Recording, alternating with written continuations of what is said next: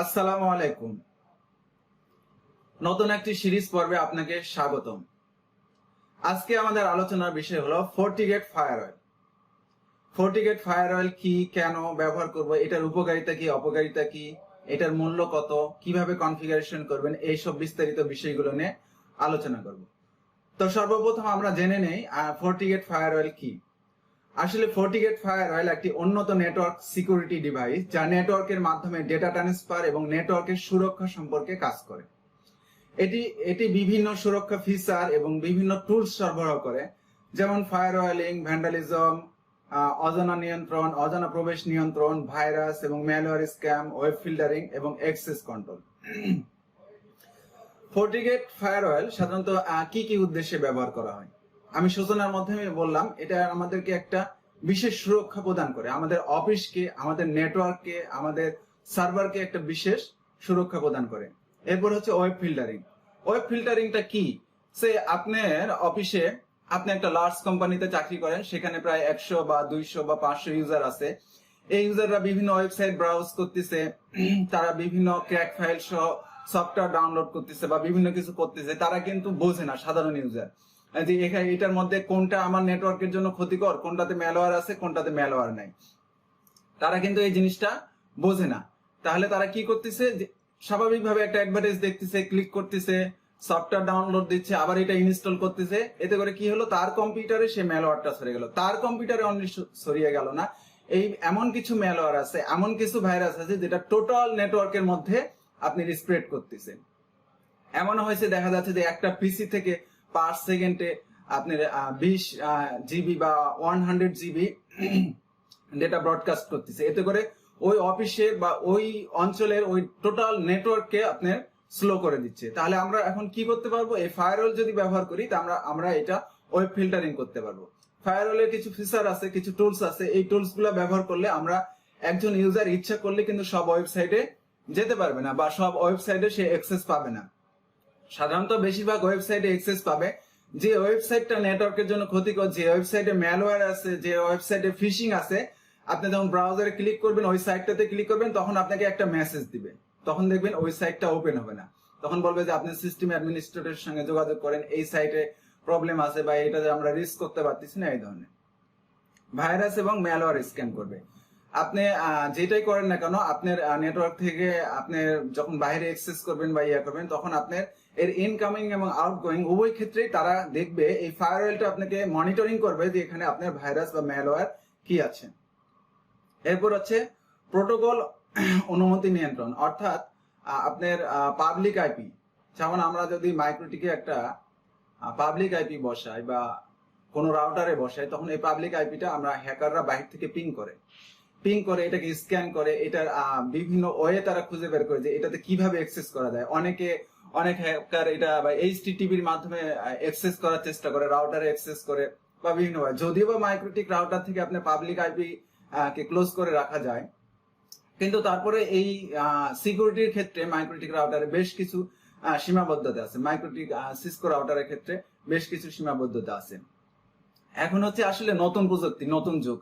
আমরা এই যে মাইক্রোটিক রাউটার, সিসকো রাউটার ব্যবহার করছি, হ্যাঁ এটা ঠিক আছে, কিন্তু এখন আপনার একটা নতুন প্রযুক্তি, একটা নতুন প্রজন্ম আসতেছে, নতুন টেকনোলজি আসতেছে, নতুন ফিচার আসতেছে। তো যখন নতুন প্রযুক্তি, নতুন ফিচার আসতেছে, আমি কেন ব্যবহার করব না? আমার অফিসকে কেন ব্যবহার করতে উদ্বুদ্ধ করব না?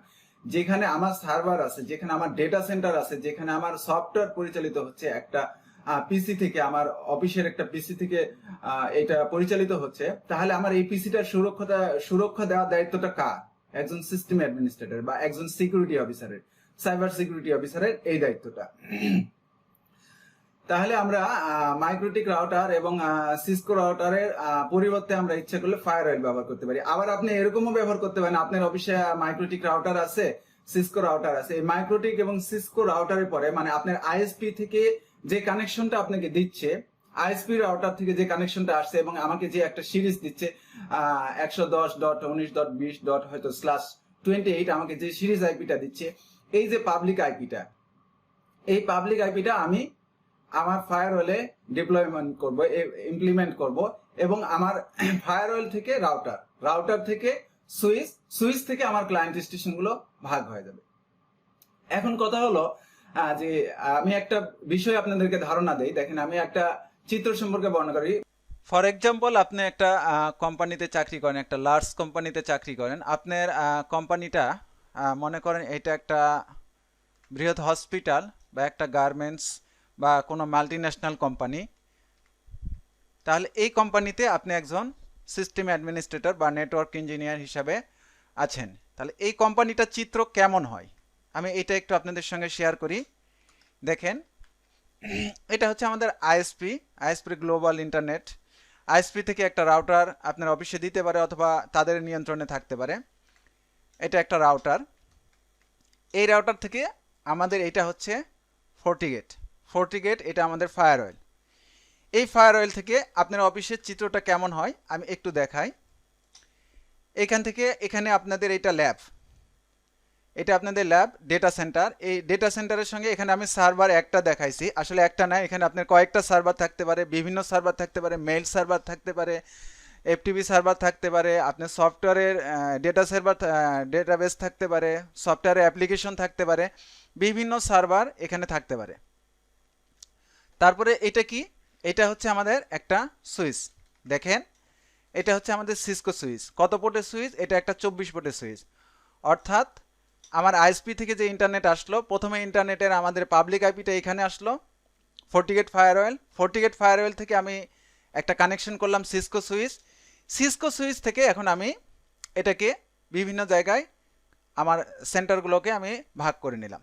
কিভাবে ভাগ করলাম দেখেন, এটা আমাদের ল্যাবরেটরি আর এটা হচ্ছে আমাদের ওয়ার্ক স্টেশন। একটা ওয়ার্ক স্টেশনে এখানে আমি 3টা কম্পিউটার দেখাইছি চিত্র দিয়ে, আসলে এখানে 3টা না, এখানে মনে করেন 100 200 বা 300 বা 400 500 কম্পিউটার পর্যন্ত থাকতে পারে, সমস্যা নেই।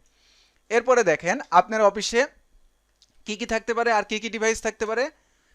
স্মার্ট টিভি, স্মার্ট রেফ্রিজারেটর বা ফ্রিজ, স্মার্ট অনলাইন আইপিএস সহ বিভিন্ন আদার ডিভাইস থাকতে পারে। আমি এইটাকে একটা জোন বললাম বা এটাকে একটা আমি ভিলান করব, এটাকে একটা জোন করলাম।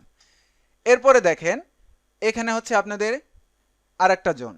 এই জোনের মধ্যে কি থাকতে পারে, আপনার স্মার্ট মোবাইল ইউজার থাকতে পারে, আমাদের ওয়াইফাই রাউটার থাকতে পারে, সিসি ক্যামেরা থাকতে পারে। এটা আপনি আপনার মতো করে ভাগ করে নেবেন, আমি আমার মতো করে ভাগ করে আপনাদেরকে এটা বুঝাইতেছি। এরপর দেখেন আপনার অফিসে বা আপনার বৃহৎ প্রতিষ্ঠানে একজন গেস্ট আসলো, এই যে এটা একজন গেস্ট আসলো, তার ল্যাপটপ নিয়ে আসলো বা তার কোনো ডিভাইস নিয়ে আসলো, ডিভাইস নিয়ে এসে বললো যে ভাই আমার তো একটা আইপি প্রয়োজন, আমার ইন্টারনেটে অ্যাক্সেস করা প্রয়োজন। আপনার বস আপনাকে বললো যে হ্যাঁ গেস্টের এখানে একটু আপনার ইন্টারনেট ইনশিওর করে দেন, তার ইন্টারনেটে ব্যবহারের উপযোগী করে দেন। এখন কথা হলো যে আপনি আপনার আইপি দিচ্ছেন, আপনি সিরিজ দিচ্ছেন, আপনার ল্যান, আপনার লোকাল এরিয়া নেটওয়ার্কের একটা আইপি দিচ্ছেন। আপনি ওনাকে কেন দিবেন? বিশ্বাস অবিশ্বাস পরের কথা, আমি ওনাকে কেন দিবেন আপনি? ঠিক আছে, আপনার এখানে তো নেটওয়ার্কের সিকিউরিটির ইস্যু থাকতে পারে, তার কম্পিউটারে ভাইরাস থাকতে পারে, তার কম্পিউটার থেকে কোনো কিছু একটা এক্সিকিউট করতে পারে।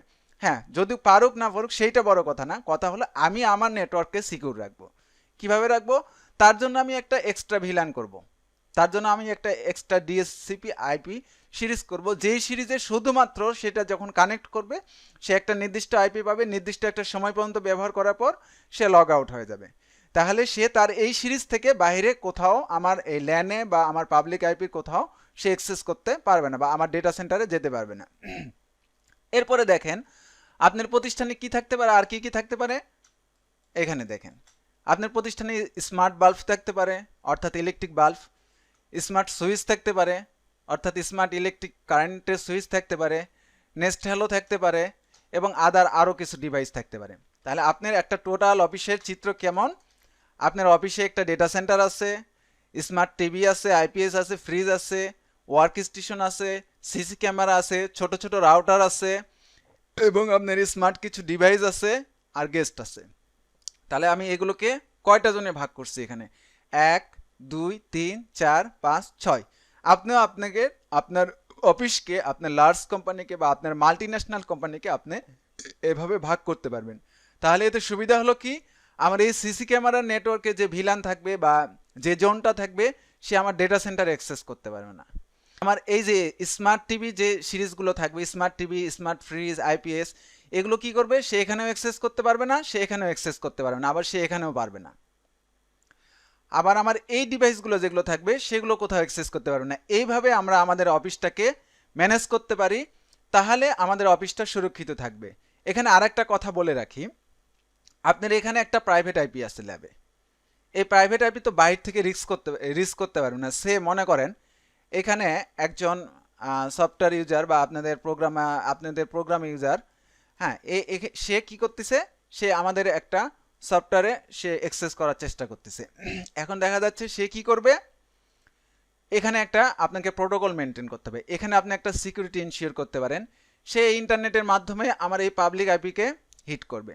সে এই পাবলিক আইপিটা কি করবে, সে পোর্ট ফরওয়ার্ডিং করে দিবে, এখানে পোর্ট ফরওয়ার্ডিং করে দিবে তখন সে এখানে তার কম্পিউটারে, আমার সফটওয়্যারে বা আমার অ্যাপ্লিকেশনে সে কিন্তু অ্যাক্সেস করতে পারবে।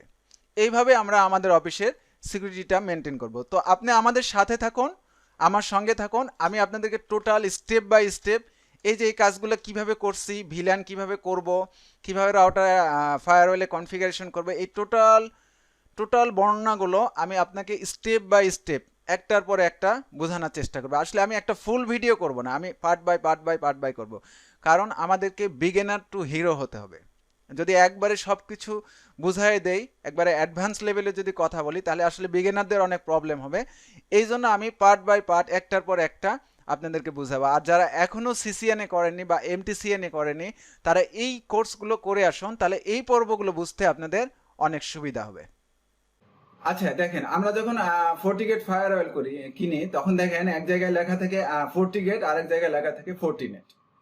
ফোর্টিগেট আর ফোর্টিনেটের মধ্যে পার্থক্য কি? আসলে ফোর্টিনেট হচ্ছে একটা কোম্পানির নাম, আর ফোর্টিগেট হচ্ছে একটা ডিভাইসের নাম। তাহলে আমরা এখন একটু জেনে নেই যে এই ডিভাইসটার মূল্য কেমন, এই ডিভাইসটার বাজারে বর্তমান প্রাইস কেমন।